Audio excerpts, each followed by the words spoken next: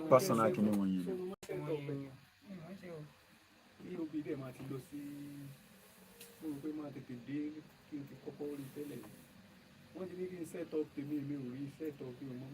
Ẹ máa need àwọn dọ́kúmẹ́ǹtì kan tin tax identification number tin document àwọn kan yẹn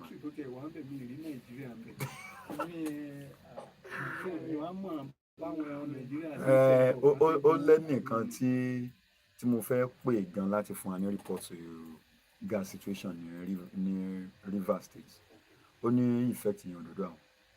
Effect gas. I am telling you. Because kò pẹ́ now just like 2-3 days. Kí ló dé tó wá affect tiwa. No, NLNG wà lọ́dọ̀ wọn then supplies lè ti pọ̀ lọ́dọ̀ wọn. Okay.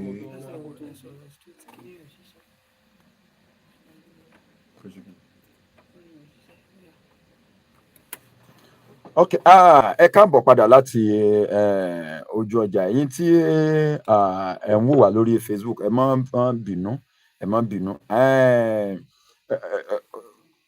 ọ̀gbẹ́ni Jide Pratt ó ní àjọ ń tàkùrọ̀sọ lórí ètò yín tó wà láwùjọ wa ẹ wò bí ẹ ti ń gbọ́ mi bẹ́ẹ̀ ti ń wò mí ẹ máa bá mi share rẹ̀ ó ṣe pàtàkì o ẹ máa bá mi share rẹ̀ mo fẹ́ kó tó di pé màá gbé Mr. Jide Pratt wọ orí agbágbé yìí ìròyìn tá à ń gbọ́ ni pé gáàsì wọ́n kọ̀ kò dé àwọn agbègbè kan lórílẹ̀‐èdè Nàìjíríà ara agbègbè tí wọ́n dẹ̀ sọ pé kò dé òun náà ní ìpínlẹ̀ Port Harcourt ìpínlẹ̀ Rivers ní Port Harcourt. You are welcome, sir, Mr. Jide Pratt.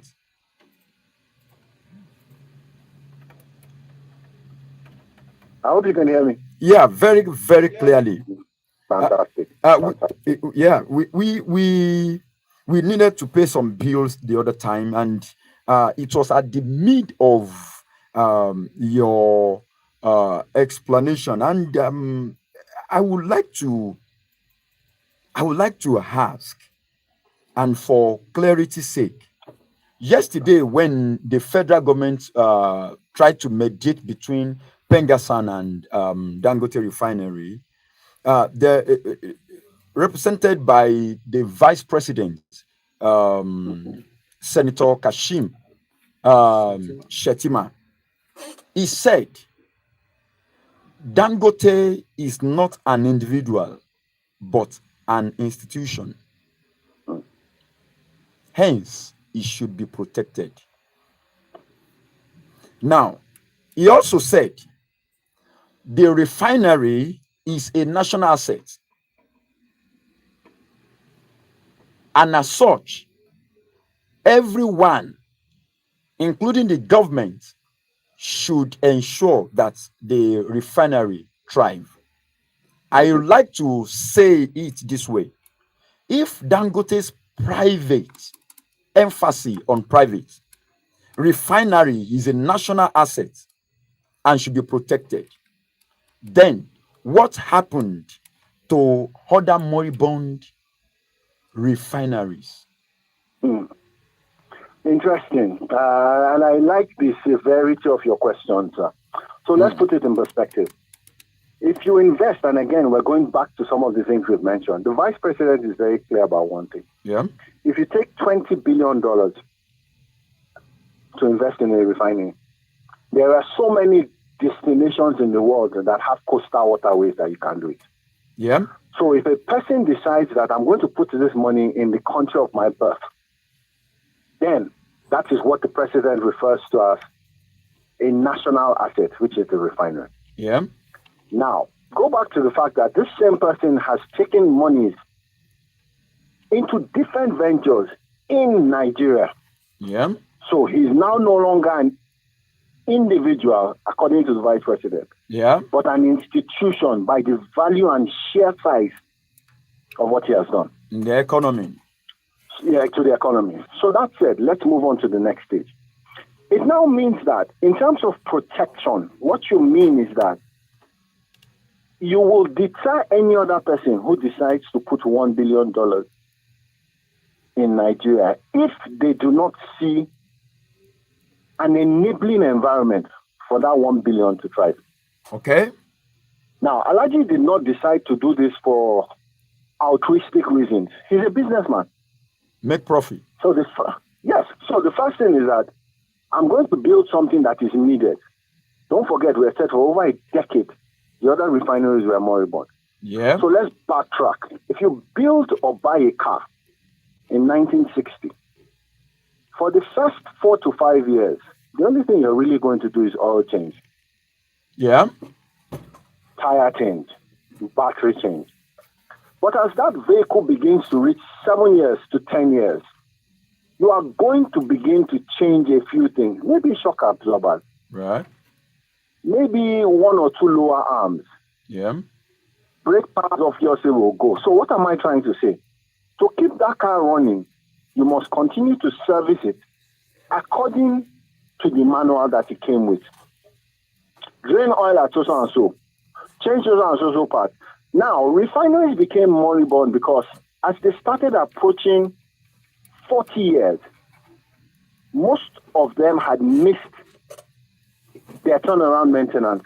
And where they didn't miss it, I stand to be corrected. All right. Those turnaround maintenances were done in a shoddy manner.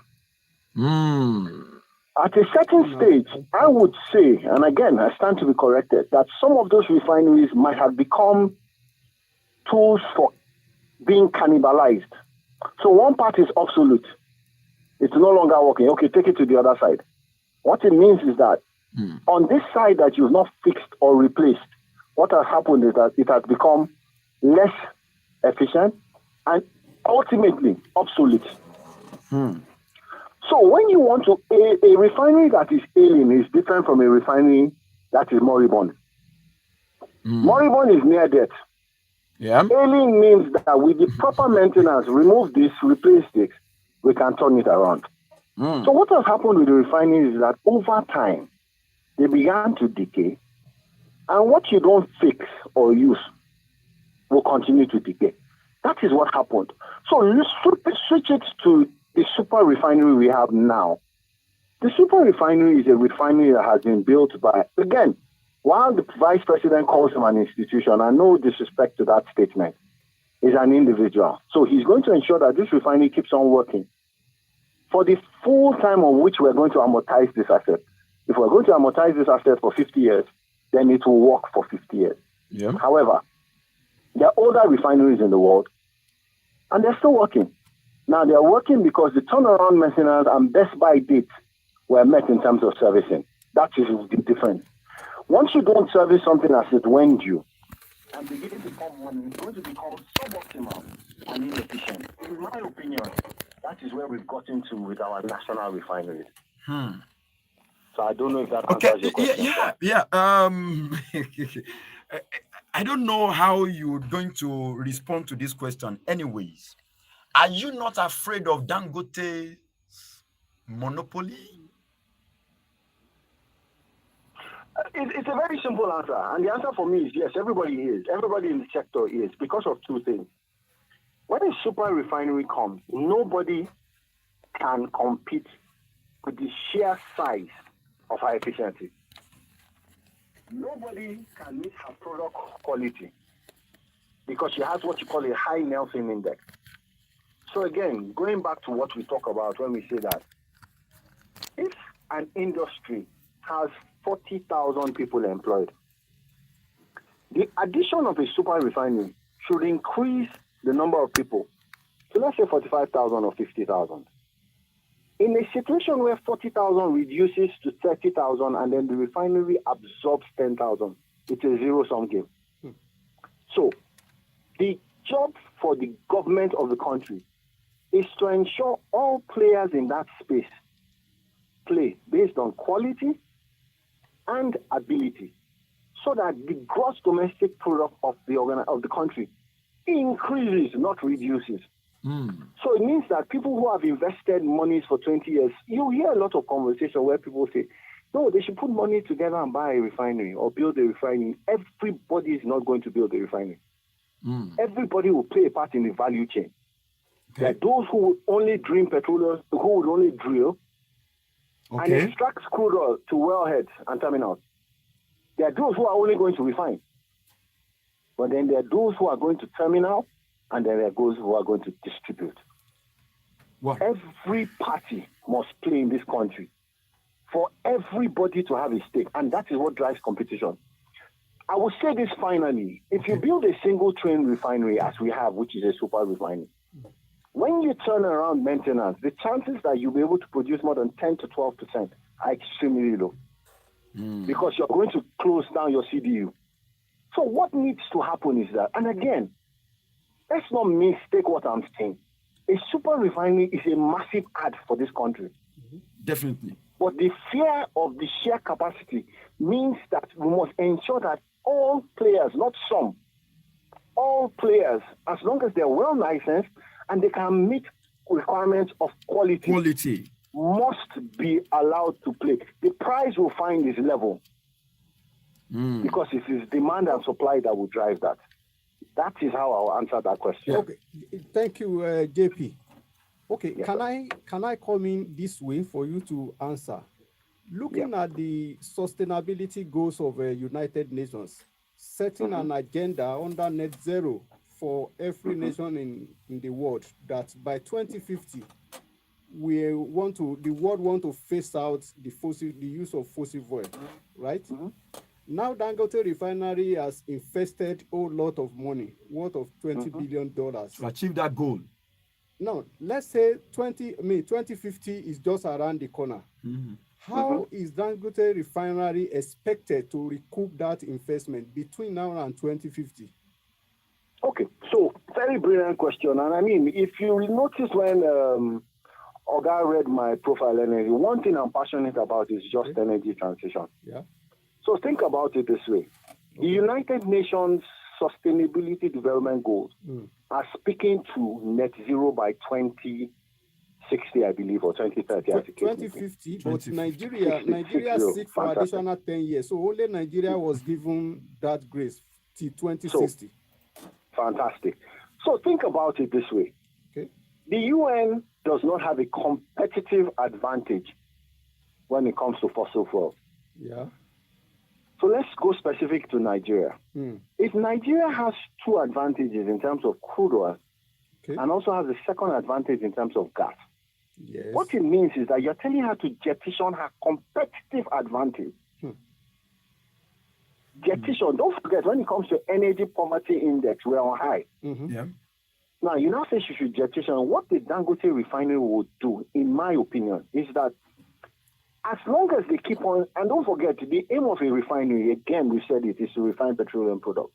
How you make money is the crack spread. So if I put in $1 billion worth of crude, and I can sell $1.5 billion worth of distillate, my crack spread is the $500,000 gain. Yes. The Nelson index of that refinery gives it so many options. Polypropylene, there's so many things. She will make her money. That's not even the point. But the point is that you'd also find out that she's reinjecting gas from her operations into power. So she's reinjecting some of the things that, quote and unquote, will be emissions. Instead of flaring like what we see in the Niger exactly. Delta. She's reinjecting it into the system. So what it is that she's finding cleaner ways of operating. However, we must be clear about a few things. Sometime in Germany, a few locations that used to manufacture coal were reopened because it was a cold season and they were not getting enough gas. So I said that to say this. The nations of the world that are pushing the agenda for what you call net zero. Net zero. Net zero, I must say, are not those who are advantaged in terms of natural resources. So Africa has to find a way, starting with the DR Dangote refinery, to use her competitive, again, we've said this, one of our competitive advantages is crude oil. Everywhere in Africa, there's natural, there are natural minerals who are abound. And because of the fact that we have not been big on beneficiation, you find out that we export the raw thing and then go back and buy expected things. Things as simple as cocoa, chocolate, coffee. These are basic things, tin, cobalt, things everywhere. So what we need to do as a country is decide that, and look at what the ETB, the Energy Transition Plan, states that. Yeah. We agree that gas, there's 209 trillion scope of gas in Nigeria. Yeah. We have to use this gas. Nobody is going to come and tell us, I say, because of net C or net. Of course, this gas is must part of turn to gas to power. energy. It must turn to gas to power, which is one of the things that we must do. Yes. The second thing is that you're also seeing that vehicles now, there is the compressed natural gas initiative. Now, you look at it, electric vehicles. So it's not one mix, Dr. Aziz. Definitely. It's not one mix. It's a combination of a transition that moves us from energy poverty to energy sustainability. Yeah. Not even sustainability, sustainability. So it means that we know that, okay, this is there. And then sufficiency. And at that point, we begin to export to countries that don't need it. That don't have it. If that does not happen, then we'll be chasing an agenda that does not take into consideration our competitive advantage. Yes. That is the You word. cannot sit on gas. Or there's a local adage, you cannot be swimming in water and then there will be soap in our eyes. You'll be crying that you are lacking of it.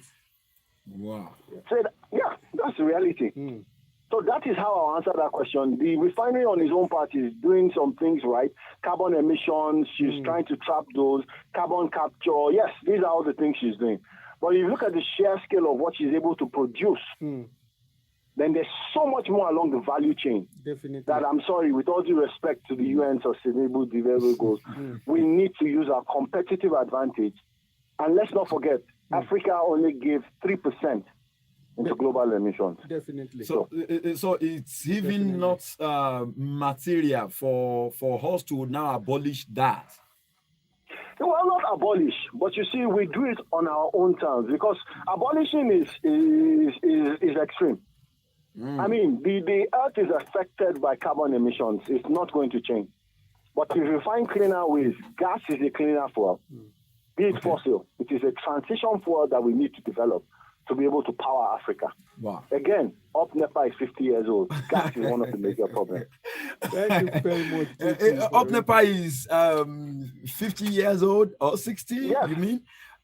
Well, I always say 50. I've only spent more years on Earth. You should a few years above 50 on Earth, so I'm speaking from my perspective. but anyways, on a light mood, I would like to say there are some areas, even in Ibadan, that you don't hear UpNepa. Even after several years of NEPA being reformed or transformed or sold to all these now renewable energy and all. Well, it was nice speaking with you, sir. Thank you, sir. We've been having JP, that's Mr. Jide Pratt, on this side of the program, and Mr. Jide Pratt, for those who are just joining, is an oil and gas industry executive with over 20 years experience in sales, marketing, business, and to cap it, is the principal consultant at Vase Energy. He provides advisory and consulting services in the energy sector. He has done that wonderfully well this time around, and we are so glad that we called you a big fish. I would like to say that a big fish in our nets this evening, and we really want to appreciate you for yielding to this national call. To this national call. Hopefully, Nigeria will be great, and our talks will not be in vain.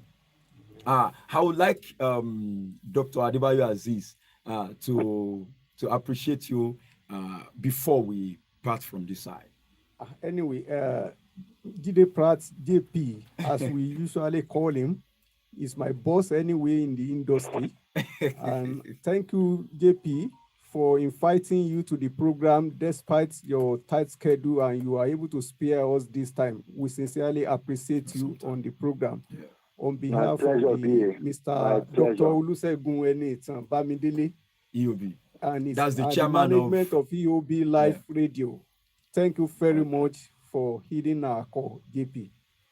Thank you very much. Thank you. Thank you. Thank you. Thank you. All right. right, Thank you. Thank you so much. We say a good evening to you, sir. Wow. Yeah.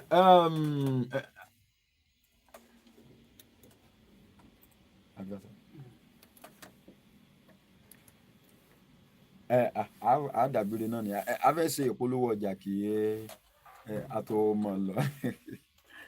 Wow. Wonderful session. Orin yóò rò.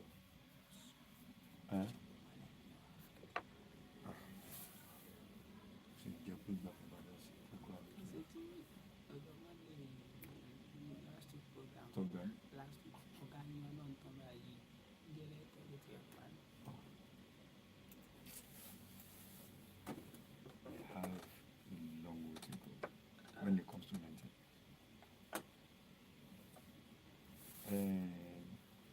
CPU UPS kò tí ń pọ̀dún méjì tó bá ṣe pọ̀dún kan rẹ̀ tó bá ṣe pọ̀dún kan.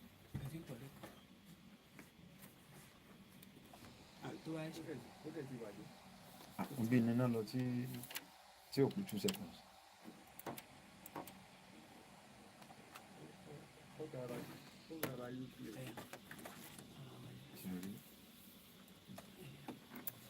Tó ẹ káàbọ̀ padà láti ojú ọjà ìkànnì EOB Live rẹ̀ láwùjọ wa lẹ́tọ̀ pẹ̀lú Pétérù Ìrèfín kèé dùn kó pọ̀ síun àbí ṣókí ní ọbẹ̀ oge ọ̀gbẹ́ni Jide Pratt ni a ti bá tàkúrọ̀sọ yẹn orílẹ̀-èdè Nàìjíríà yóò dùn Adédayọ̀ àbí Ọládayọ̀. Ṣé àtàrọ̀ sá Ọládayọ̀. Ọládayọ̀ Sọ́sànyà. Ọ̀ṣun Sànyà. Bá ní dágbére fún àwọn aráalé. Gẹ́gẹ́ bí a ti ń bá lọ lórí ètò láwùjọ wa, èmi àti olùkú ètò gangan ọ̀gá mi Mr. Peter àwọn Pétérù. Pétérù Ìrèfín àti ọ̀gá wa lẹ́gbẹ̀ẹ́ wa náà ń bí Comrade Atiba. A ti ń bá ètò yìí lọ látàárọ̀ ó ti ń di pé ká tiẹ̀ dágbére fún yín pé ó ti di ìgbà tá a máa fi lọlé. Ẹ ṣeun wa lórí gbogbo ohun tí a sọ lórí ọ̀rọ̀ ètò epo àti pé Pegasan àti Dangote a dúpẹ́ pé our own president ojútùú tí ń wáyé. Our own president fúnra rẹ̀ ó ti wá solution sí ọ̀rọ̀ yẹn. So ẹ ṣeun gan a tún máa rí yín bá lórí ètò tó ń bọ̀. Àmín. Dókítà ẹ bá ní dágbére fún àwọn ará ṣùgbọ́n kí ẹ tó dágbére ní gbólóhùn kan ẹ sọ nǹkan kankan sí gbogbo ọ̀rọ̀ tó wà nílẹ̀. Nǹkan tí mo lè sọ náà ní ká gba gbogbo ra wa níyànjú especially àwọn ọmọ Nàìjíríà pàápàá jùlọ àwa òṣìṣẹ́ gbogbo ibi tá a bá ti wà tá a bá ti ń ṣiṣẹ́ ẹ jẹ́ á máa fòótọ́ ọnú ṣe o ẹ jẹ́ á máa fòótọ́ ọnú ṣe torí pé tá a bá ṣe lónìí ọ̀rọ̀ tán òun náà ni ó bì tó bá dọ̀la. tó ẹ ṣeun gbogbo ẹ̀yin aráalé ẹ kó etí gbọ́ wa o etí tẹ́ fi ń gbọ́ wa ò ní di àlàáfíà ara gbogbo wa ò sì ní di ànáwólé títí di ọjọ́ mẹ́jọ kóníkálukú wa ó máa bẹ pẹ̀lú àlàáfíà ó dàbọ̀.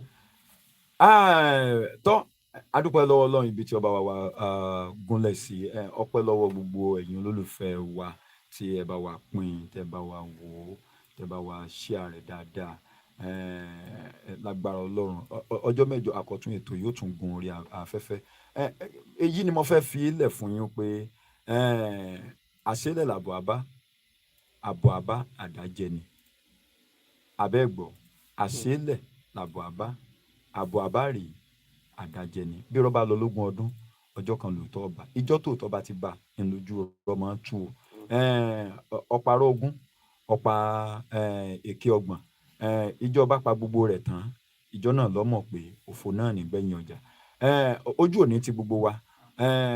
Mo ń fi àkókò ìdúpẹ́ lọ́wọ́ bọ́tìnì mi, Ephraim Ọlátúnbọ̀sún. Ephraim orí òní yẹ̀ bẹ̀m̀bẹ̀lẹ̀, òun àti Alimu ọ̀gá àgbà àtọwọ́bàpò.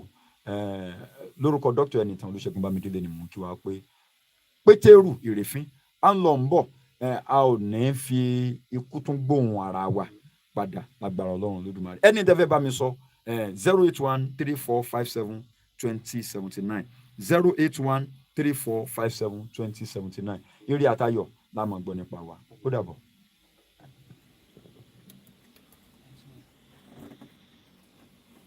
Ẹ ṣé tẹ́ ń gbọ́ wa, ẹ máa ṣe tẹ́ ń gbọ́.